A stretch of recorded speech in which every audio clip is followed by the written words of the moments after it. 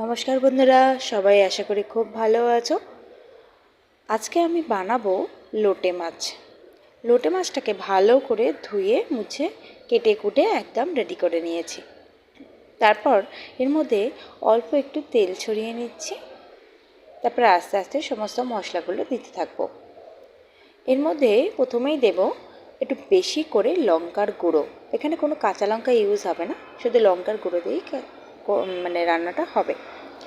তারপর এর মধ্যে একটুখানি হলুদ গুঁড়ো দিয়ে দেবো। বেশি করে লঙ্কার গুঁড়োটা যে যেমন ঝাল খাবে তার অনুযায়ী দিতে হবে।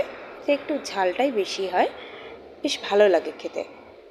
তারপর এর মধ্যে আমরা হলুদ গুঁড়োটা দিয়ে দেবো।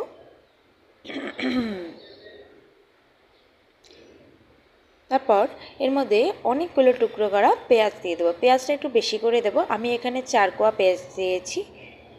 আমার